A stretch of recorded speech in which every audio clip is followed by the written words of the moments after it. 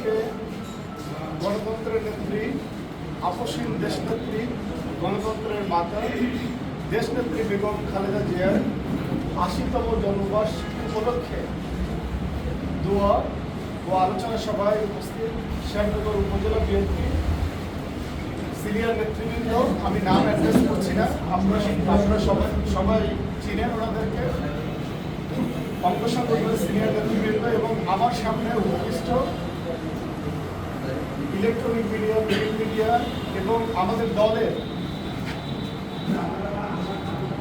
বিভিন্ন পর্যায়ের নেতৃবৃন্দ, আসসালামু আলাইকুম ওয়া রাহমাতুল্লাহি ওয়া বারাকাতুহু।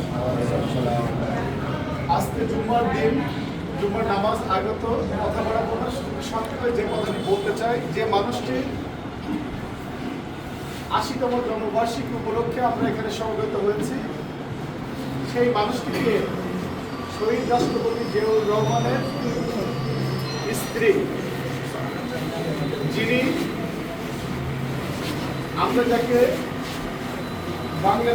বাংলাদেশ জাতীয়তাবাদের পিতা মানি, শহীদ রাষ্ট্রপতি জিয়াউর রহমান যখন স্বাধীনতার ঘোষণা দিয়েছিলেন, উই রিভোল্ট বলে তখন আমাদের নেত্রী এবং দুইজন শিশু সন্তান নিয়ে কিন্তু পাকিস্তানের ক্যান্টনমেন্টে উনি তখন অবস্থান করছিলেন। উনি একটুও বিচলিত হন নাই, স্বামীকে বাধাগ্রস্ত করেন নাই এবং উনার স্বামী তৎকালীন মেজর জেনারেল জিয়াউর রহমান আমাদের নেতা, উনি বুক চেপিয়ে উনার সঙ্গীদেরকে নিয়ে দেশের স্বাধীনতা ঘোষণা করেছিলেন, যার ফলশ্রুতিতে আমরা একটি স্বাধীন রাষ্ট্র উপহার পেয়েছিলাম ৯ মাস, দীর্ঘ ৯ মাস রক্তক্ষয়ী যুদ্ধের মধ্য দিয়ে। তো আমাদের নেত্রী এবং আমাদের নেতা, ওনাদের রাজনৈতিক জীবনের আগে যদি আমরা যাই, ওনাদের ব্যক্তিগত জীবন এবং কর্মজীবন যখন শুরু করেছেন, সেই জীবনটাও এদেশের মানুষ এবং এদেশের সেবায় ওনারা নিজেদেরকে নিয়োজিত করেছিলেন। ব্যক্তি জীবনের চাওয়া পাওয়া কখনো ওনারা প্রাধান্য দেননি, তার প্রমাণ শহীদ রাষ্ট্রপতি জিয়াউর রহমানের স্ত্রী সন্তানকে আর্মির ক্যান্টনমেন্টে রেখে স্বাধীনতার ঘোষণা করা। সেই নেতার যোগ্য উত্তরসূরি হিসেবে আমরা আমাদের নেত্রী, আমাদের মাকে রাজপথে পেয়েছি। আমাদের নেতা যখন প্রয়াত হয়েছেন, তারপরে উনি একজন গৃহবধূ থেকে রাজপথে নেমেছেন। ৯ বছর, দীর্ঘ ৯ বছর গণতন্ত্রের জন্য যুদ্ধ করেছেন, আন্দোলন করেছেন, সংগ্রাম করেছেন। আমাদের অনেক ভাইয়েরা, আমাদের পূর্বসূরীরা তারা জীবন দিয়েছে আমাদের নেত্রীর ডাকে সাড়া দিয়ে আন্দোলন সংগ্রামে অংশগ্রহণ করে, যার ফলশ্রুতিতে দীর্ঘ ৯ বছর সংগ্রামী জীবনের অবসান ঘটেছিল স্বৈরাচারের পতনের মাধ্যমে। এবং আমাদের দলটা সেই মুহূর্তে অত্যন্ত ভঙ্গুর অবস্থায় ছিল। আপনারা জানেন, ৯১ নির্বাচনে মানুষ কল্পনাই করতে পারেনি যে বিএনপি রাষ্ট্র ক্ষমতায় আসবে। ইভেন বিএনপির পরিচালনা যারা ছিলেন, যারা পলিসি মেকার ছিলেন, এটা তাদেরও চিন্তার মধ্যে ছিল না যে বিএনপি রাষ্ট্র ক্ষমতায় আসবে। সেটি সম্ভব হয়েছিল এবং সেটি সম্ভব করেছিল এদেশের খেটে খাওয়া দিন মজুর, শ্রমিক, সাধারণ জনগণ। অকুণ্ঠ সমর্থন দিয়েছিল বেগম খালেদা জিয়ার আপসহীন নেতৃত্বকে, যার ফলশ্রুতিতে ১৯৯১ সালে বিএনপি এদেশের রাষ্ট্র ক্ষমতায় পুনরায় অধিষ্ঠিত হয়। আমরা সেই নেত্রীর আজকে জন্মবার্ষিকী নিয়ে আলোচনার জন্য এখানে দাঁড়িয়েছি বা এখানে সমবেত হয়েছি, যিনি অন্যায়ের সাথে কখনো আপোষ করেননি। আমরা যে ইন্টারিম গভর্নমেন্ট বা তত্ত্বাবধায়ক সরকারের কথা বারবার বলা হয়েছে, আজকে ওনার শাসন আমলে যখন ৫ বছর উনি শাসনভার পরিচালনা করেন ৯১ থেকে, তখন এই যে জামাত ইসলামী তারা প্রথমে এই আন্দোলনটি শুরু করে তত্ত্বাবধায়ক সরকারের। পরবর্তীতে এটির বৈধতা দেওয়ার জন্য উনি একটি গতানুগতিক নির্বাচন দেন এবং সেই নির্বাচনের মধ্য দিয়ে পার্লামেন্ট গঠন করে এই তত্ত্বাবধায়ক সরকার ব্যবস্থা উনি প্রথম অনুমোদন করেন এই বাংলাদেশে। দেখেন, একটা মানুষ উনি চাইলেই কিন্তু ক্ষমতাকে কুক্ষিগত করতে পারতেন, ক্ষমতাকে ধরে রাখতে পারতেন, যেটা ফ্যাসিস্ট হাসিনা করেছেন গত ১৭ বছর, করেছে না? কিন্তু আমাদের নেত্রী একটি ছোট রাজনৈতিক দল, যার কিনা এদেশে রাজনীতি করার ন্যূনতম অধিকারী ছিল না, আমাদের নেতা শহীদ রাষ্ট্রপতি জিয়াউর রহমান বহুদলীয় গণতন্ত্র প্রবর্তনের মধ্য দিয়ে তাদের রাজনৈতিক অধিকার দেন এবং সেই অধিকারের মধ্য দিয়ে তাদের রাজনৈতিক যাত্রা এই বাংলাদেশে শুরু হয় এবং তারা ছোট্ট একটি দল হয়ে আন্দোলন করেছে, অন্য কিছু দল সেখানে সমর্থন দিয়েছে। এই আন্দোলনটি এমন কিছু ছিল না যে যেটাকে দমন করা যাবে না, এমন কিছু না, বা যেটাকে নিয়ন্ত্রণ করা যাবে না এমন কিছু ছিল না। কিন্তু আমাদের নেত্রী, উনি তো শহীদ রাষ্ট্রপতি জিয়াউর রহমানের উত্তরসূরি, তো উনি সেই আন্দোলনকে সম্মান জানিয়ে জনগণের ক্ষুদ্র অংশ হলেও তাদের চাওয়ার সম্মান জানিয়ে তত্ত্বাবধায়ক সরকারের প্রবর্তন করেছিলেন, সুযোগ করে দিয়েছিলেন বাংলাদেশের মানুষকে অন্তর্বর্তীকালীন সরকারের অধীনে তাদের মনোনীত প্রার্থীকে নির্বাচিত করে বাংলাদেশের রাষ্ট্র পরিচালনার দায়িত্ব দেওয়া। তার ফলশ্রুতিতে কি হলো, আওয়ামী 1996 সালে ক্ষমতায় আসলো, এরপরে আবার 2001 সালে বিএনপি রাষ্ট্র পরিচালনার দায়িত্বে আসলো। আপনারা দেখেন, রাজনীতির মাঠে বলেন, আবার উদারতার দিক থেকে বলেন, স্যাক্রিফাইসের দিক থেকে বলেন, দেশ নেত্রী বেগম খালেদা জিয়া এমন একজন নেত্রী, উনার জীবনের প্রত্যেকটি দিনের, প্রত্যেকটি ক্ষণের, প্রত্যেকটি পরতে পরতে এই দেশ এবং দেশের স্বাধীনতা এবং দেশের মানুষের স্বার্থকে উনি সর্বোচ্চ প্রাধান্য দিয়েছেন। আমরা তো সেই নেত্রীর সন্তান, আমরা সেই নেত্রীর দল করি। আজকে দেখেন, যখন আওয়ামী ফ্যাসিস্ট অত্যাচার নির্যাতন শুরু করলো, এই অত্যাচার নির্যাতন শুধু আপনার আমার মধ্যে সীমাবদ্ধ থাকে নাই। বাংলাদেশের স্বাধীনতা সার্বভৌমত্বের প্রতি যে পরিবারটি, সেই পরিবারের উপরে সর্বোচ্চ অত্যাচার দিয়েই কিন্তু এই ফ্যাসিস্ট হাসিনার যাত্রা শুরু হয়েছে। আপনারা জানেন কিন্তু অত্যাচার নির্যাতন হয়েছে, নেত্রীকে কিভাবে টেনে হিসেবে জেলখানায় নিয়ে যাওয়া হয়েছে, কিভাবে তার স্বামীর সাথে পাতানো সংসার, বাড়িঘর ভেঙে চুরমার করে দেওয়া হয়েছে, সেখানে তাকে কিভাবে জেলখানায় নিয়ে যাওয়া হয়েছে, সবকিছু আপনাদের জানা, বিস্তারিত আলাপে যাবো না। তবে একটা বিষয় আপনাদেরকে, এখানে যারা আপনারা উপস্থিত হয়েছেন, অধিকাংশ মানুষের বা অধিকাংশ উপস্থিতির বয়স কিন্তু 40-এর নিচে, মেজরিটি আপনারা যারা আছেন 40-এর নিচে। আপনাদেরকে জানতে হবে, এটি জানতে হবে, আপনারা দেশনেত্রী বেগম খালেদা জিয়ার সূর্য সন্তান। কেন সূর্য সন্তান? আর যদি সেখানে কোনো ঘাটতি থাকে, আপনি যদি এই দল করেন, আপনাকে তার সূর্য সন্তান হিসেবে নিজেকে করতে হবে। কারণ এই সেই নেত্রী, যে নেত্রী কারাবরণকে বেছে নিয়েছেন। উনি তো লন্ডনে গিয়েছিলেন চিকিৎসা হওয়ার জন্য। বাংলাদেশের সবাই বলেছিল বেগম খালেদা জিয়া আর দেশে ফিরবে না, আন্তর্জাতিক মিডিয়া বলেছিল খালেদা জিয়া দেশে ফিরবে না, এবং বেগম খালেদা জিয়া যেন দেশে ফিরতে না পারে তার সকল বন্দোবস্ত ফ্যাসিস্ট হাসিনা রেজিম তারা করে রেখেছিল, যে দেশে আসলেই কিন্তু কারাগারে নিব। প্রত্যেকটি মিডিয়া সরব ছিল, international media, BBC, CNN, Al Jazeera সবাই সরব ছিল যে বেগম খালেদা জিয়া দেশে ফিরলে তাকে কারাগারে নেওয়া হতে পারে। এই ধরনের শঙ্কা ছিল। বেগম খালেদা জিয়ার সকল শঙ্কাকে মাথায় নিয়ে, অসুস্থ শরীর নিয়ে সাহসিকতার সাথে দেশে ফিরে এসেছিলেন। সেদিন লাখো জনতা গিয়েছিল বেগম খালেদা জিয়াকে এয়ারপোর্ট থেকে রিসিভ করতে। পরদিন উনি হাসি মুখে, আপনাদের মনে আছে কিনা, সাদা কালো প্রিন্টের একটা শাড়ি পরে হাসি মুখে জেলে আদালতে হাজিরা দিতে গিয়েছিলেন এবং সেখান থেকে ওনাকে কারাগারে নেওয়া হয়েছিল। ওনার সুযোগ ছিল লন্ডনে থাকা, লন্ডনে থেকে চিকিৎসা নিয়ে সুস্থ হওয়ার সুযোগ ছিল না? অবশ্যই। উনি থাকেননি কেন? আপনার জন্য, আমার জন্য, এই দেশের 18 কোটি মানুষের জন্য। জ্বলে পুড়ে সারখার, তবু মাথা নোয়াবার নয়। উনি কখনো মাথা নোয়াননি। মাথা নোয়াননি 111-এর গভর্নমেন্টের সাথে। সুযোগ ছিল রাষ্ট্র ক্ষমতায় পুনরায় অধিষ্ঠিত হওয়ার, উনি সেই সুযোগটি গ্রহণ করেনি। কারণ সেই সুযোগটি ছিল অবৈধ পন্থায়।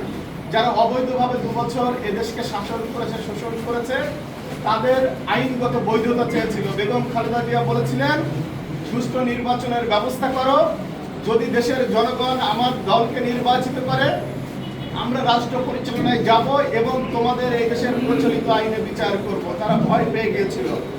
ফ্যাসিস্ট হাসিনা সেটিকে ওয়েলকাম করে সাদরে গ্রহণ করেছিলেন, যার ফলশ্রুতিতে বেগম খালেদা জিয়াকে জেলে যেতে হয়েছিল। এবং এই গত 17 বছর আমরা সকলে অত্যাচার নির্যাতনের শিকার হয়েছি। কিন্তু বেগম খালেদা জিয়া সর্বোচ্চ প্রায়োরিটি দিয়েছিলেন এদেশের স্বাধীনতা এবং সার্বভৌমত্বকে। সেদিন যদি উনি অবনত মস্তকে তাদের অন্যায় আবদারকে গ্রহণ করতেন, হয়তোবা উনি এদেশের প্রধানমন্ত্রী হতে পারতেন, এদেশ পরিচালনা করতে পারতেন, কিন্তু এদেশের স্বাধীনতা খর্ব হতো। অন্য একটি দেশের শাসন চলত, যেটি চলেছে গত 15-17 বছর হাসিনা রেজিমে। কথা এখানে ইতি টানতে চাই, প্রিয় নেতৃবৃন্দ, বিগত দিনে যা কিছু ঘটেছে সামনে করে আপনারা যেমন অবগত, আমিও অবগত। আপনারা জানেন যে আমি সাতক্ষীরা জেলা বিএনপির সুপার 6-এর একজন।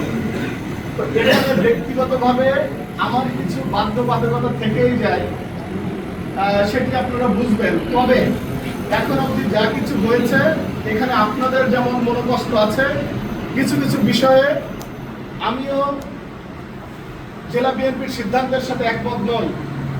আমি চেষ্টা করছি ওনাদেরকে কনভিন্স করে সেটিকে একটি সহনশীল পর্যায়ে নিয়ে এসে শ্যামনগরের রাজনীতিকে শান্ত করা যায় কিনা। আমাদের আহ্বায়ক সাহেব উনি ঢাকাতে গিয়েছেন, আমার সাথে আলাপ হয়েছে। শ্যামনগরে যে ঘটনা ঘটেছে, চিঠি ইস্যু করে সেই চিঠি উইথড্র করে আবার নতুন চিঠি ইস্যু করে যে ঘটনাগুলো ঘটেছে, এগুলো নিয়ে আমার বিস্তার আলাপ হয়েছে। আমি এটা আলোচনার টেবিলে সমাধান করতে চাই এবং আলোচনার টেবিলে সমাধান করার জন্য আরো 2-4-5 দিন সপ্তাহখানিক আমি অপেক্ষা করব। এরপরে যদি সমাধান না হয়, আপনার নেতৃবৃন্দ যারা আছেন, আপনাদের কি করণীয় সেটি আমি আপনাদেরকে পরামর্শ দেব ইনশাআল্লাহ। যে কাউন্সিল প্রক্রিয়া চলমান এবং নির্বাচন আসন্ন, আমাদের গ্রামে একটা কথা আছে, যেহেতু আমরা মফস্বলের মানুষ, এই কথাটা খুব প্রচলিত আমাদের মা বোনদের কাছে, যে রাধে সে চুলো বাঁধে, বাঁধে না? আমার রাধে তো সংসার সামলায়। তো কাউন্সিল প্রক্রিয়ায় আপনারা যে সংঘবদ্ধ ভাবে যে রাজনৈতিক নেতৃত্ব নিয়ে আপনারা চলাফেরা করছেন, আপনারা যদি ঐক্যবদ্ধ ভাবে প্রত্যেকটি ইউনিয়নে নেতাকর্মীদের সাথে, ওয়ার্ড পর্যায়ের নেতাকর্মীদের সাথে আজকে থেকে মত বিনিময় শুরু করেন, বা আজকে পরিকল্পনা করে 2-1 দিনের মধ্যে থেকে মত বিনিময় শুরু করেন, আমার বিশ্বাস আপনারা এই কাউন্সিল প্রক্রিয়া যেটি শুরু হতে যাবে বা শুরু হচ্ছে, এই প্রক্রিয়ায় ত্যাগী নেতাকর্মীদের সমর্থনে আপনারা আপনাদের বিজয় ছিনিয়ে আনতে পারবেন বলে আমি বিশ্বাস করি। আপনাকে সেটি গ্রহণ করতে হবে, মাঠে যেতে হবে। শুধু অফিস আর বাসা এই করলে হবে না, আপনাকে মাঠে যেতে হবে, কর্মীদের কাছে যেতে হবে, প্রত্যেকটা ইউনিয়নে ওয়ার্ডে নেতাকর্মীদের সাথে মত বিনিময় করতে হবে, তাদের মনে সাহস যোগাতে হবে। তারা যেমন কাউন্সিল প্রক্রিয়ায় নেতাকর্মীদেরকে ঐক্যবদ্ধ করে তাদেরকে বিজয়ী করার জন্য সর্বোচ্চ চেষ্টায় মাঠে থাকবে, ঠিক তেমনি আগামী নির্বাচনে তারেক রহমানের মনোনীত প্রার্থীকে বিজয়ী করার জন্য একই সাথে তাদেরকে মাঠে নির্বাচনী কার্যক্রম শুরু করতে হবে। তো এই জন্য আমার এই কথাটা বলা, যেহেতু আপনারা জানেন আমাদের নেতা বারবার বলছেন 5ই আগস্টের পর থেকে যে আগামী নির্বাচন হবে বাংলাদেশের স্বাধীনতা পরবর্তী সবচেয়ে কঠিনতম নির্বাচন। কিন্তু আমরা অধিকাংশ মানুষ ভেবেছি এই নির্বাচনটা সহজ নির্বাচন, বিএনপি আমরা একটু চোখের পিলিক দিব, পিলিকের পরে নির্বাচন হবে এবং বিএনপি ক্ষমতায় চলে যাবে। বিষয়টা এতটা সহজ না। দেশীয় ষড়যন্ত্র, এই ইন্ডিয়ান সাবকন্টিনেন্টের জিওপলিটিক্স, আন্তর্জাতিক ষড়যন্ত্র, আন্তর্জাতিক রাজনীতি সবকিছুর অংশ হয়ে দাঁড়িয়েছে বিএনপি। সবাই মিলে বিএনপিকে ঠেকাতে চায়, সবাই মিলে তারেক রহমানকে ঠেকাতে চায়। তারেক রহমানকে প্রধানমন্ত্রী হিসেবে অনেকেই দেখতে চায় না, অনেকের গাত্রদাহ হচ্ছে। কারণ আপনারা জানেন 2012 সাল থেকে হাসিনা পলায়নের পূর্ব পর্যন্ত আমাদের নেতা তারেক রহমানের ভাষণ, উনার মিটিং, উনার সকল প্রচারণা এই দেশে নিষিদ্ধ ছিল। মানুষ তারেক রহমানকে গভীরভাবে চিনতে পারেনি। এটা তাদের অপরাধ নয়, তাদের কাছে হাসিনা তারেক রহমানকে পৌঁছাইতে দেয়নি। কিন্তু 5 তারিখের পর থেকে আজ অবধি বাংলাদেশের 18 কোটি মানুষ যেভাবে তারেক রহমানকে দেখছে, জানছে, চিনছে এবং তারেক রহমানের নেতৃত্বের গভীরতা সম্পর্কে অবগত হচ্ছে, তারা তারেক রহমানের বাইরে অন্য কাউকে পরবর্তী প্রধানমন্ত্রী হিসেবে চিন্তা করছে না। যারা ভয় পায় তাদের কারণ তারা তারেক রহমানের মধ্যে শহীদ রাষ্ট্রপতি জিয়াউর রহমানের প্রতিচ্ছবি দেখতে পাচ্ছে। এই যে প্রতিচ্ছবি দেখতে পাচ্ছে, এটাকে তারা ভয় পায়। তারা ভয় পায় যদি তারেক রহমান রাষ্ট্র পরিচালনার দায়িত্বে আসে, তার বলিষ্ঠ এবং সঠিক এবং যোগ্য নেতৃত্বে দেশ এগিয়ে যাবে। দেশ যদি এগিয়ে যায়, ওই যে অপশক্তি যারা এদেশের জন্মলগ্নের সাথে বিরোধিতা করেছিল, সেই অপশক্তি যারা 86 ইলেকশনে যাবে না বলে ঘোষণা দিয়েছিল, যারা যাবে তারা বিশ্ব বেঈমান হবে বলে যারা ইলেকশনে গিয়েছিল, সেই অপশক্তি যে 88 সালে ইলেকশনে যে স্বৈরাচারকে বৈধতা দিয়েছিল, এ তো সেই অপশক্তি যে 96 সালে জ্বালাও পোড়াও করেছিল। বাংলাদেশের স্থিতিশীলতা তারা কখনো চায়নি। এদেরকে রুখতে হবে। এদেরকে রুখতে হলে আপনাকে আমাকে, আমাদের যে শ্যামনগরের নেতৃত্ব আছে সেই নেতৃত্বের সাথে ঐক্যবদ্ধ হতে হবে। নেতারা যে নির্দেশনা দিবেন সেই নির্দেশনা মেনে আপনাদের কাজ করতে হবে। আপনি যদি মনে করেন আপনার নেতা সঠিক দিক নির্দেশনা দিতে পারছে না, যদি মনে করেন সঠিক দিক নির্দেশনা দিতে পারছে না, আপনাদেরকে একটা কথা মনে করিয়ে দিই, 7 তারিখের আগে 7ই জানুয়ারি নির্বাচনের আগে তারেক রহমান সাহেব একটা কথা বলেছিলেন, যদি নেতারা নেতৃত্ব দিতে ব্যর্থ হন বা তারা অ্যারেস্ট হন, তাদেরকে কারাগারে নেওয়া হয়, ওই মিছিলের পিছনে থাকা কর্মী সে সামনে এসে নেতৃত্ব দিবে। মনে আছে? এটি যদি মনে থাকে, আপনার নেতা যদি আপনি মনে করেন সঠিক নেতৃত্ব দিতে পারছে না, আপনি পিছন থেকে সামনে এসে সঠিক নেতৃত্ব দেন। ওই পদের আপনার দরকার নাই। আপনি সঠিক নেতৃত্ব দিবেন, 2 মাস 5 মাস 6 মাস 1 বছর 2 বছর 5 বছর, 5 বছর পরে আপনার কর্মীরা আপনাকে নেতা নির্বাচিত করবে। তো এটি ভাবার সুযোগ নাই আপনি ছোট পদে আছেন বা পিছনে আছেন। আপনি এই দলের কর্মী, আপনি জিয়া পরিবারের সদস্য, আপনি তারেক রহমানের প্রতিচ্ছবি আপনাকে হতে হবে। আজকে সর্বোপরি নামাজ আগত আমি দেশনেত্রী বেগম খালেদা জিয়ার দ্রুত সুস্থতা কামনা করছি। মহান আল্লাহ তাআলা রাব্বুল আলামিনের কাছে প্রার্থনা করি তিনি যেন আমাদের নেত্রীকে শত আয়ু দেন এবং সুস্থভাবে আমাদের মাঝে রাখেন। এবং আমাদের প্রিয় নেতা তারেক রহমান সাহেব যখন দেশে এসে উনি রাজনীতি করতে পারবেন, তখন যেন সেই রাজনীতির মাঠে আমরা প্রিয় নেতা তারেক রহমানের সাথে দেশনেত্রী বেগম খালেদা জিয়াকে পাই, সুস্থভাবে পাই। এবং যখন বাংলাদেশের মানুষ তারেক রহমানকে এবং বেগম খালেদা জিয়ার দলকে ম্যান্ডেট দিয়ে রাষ্ট্র পরিচালনার দায়িত্ব দিবে, যদি নেত্রী শারীরিকভাবে সুস্থ থাকেন উনি এই দেশ পরিচালনা করবেন ইনশাআল্লাহ। যদি উনি মনে করেন যে ওনার সন্তানকে দিয়ে উনি দেশ পরিচালনা করাবেন, সেই দৃশ্যটা যেন এমন হয় তারেক রহমান যেদিন প্রধানমন্ত্রী হিসেবে শপথ নিয়ে তার চেয়ারে বসবেন, সেই চেয়ারে যেন মা বেগম খালেদা জিয়া তারেক রহমানকে হাত ধরে চেয়ারে নিয়ে বসিয়ে দেন। সেই দিনটি দেখার সৌভাগ্য যেন মহান আল্লাহ তাআলা আমাদেরকে ধন্যবাদ জানিয়ে দেশনেত্রী বেগম খালেদা জিয়ার সুস্থতার জন্য আপনাদের সকলের কাছে দোয়া প্রার্থনা করে আমি আমার কথা এখানেই বিদায় নিচ্ছি। ধন্যবাদ। আসসালামু আলাইকুম ওয়া রাহমাতুল্লাহি ওয়া বারাকাতুহু।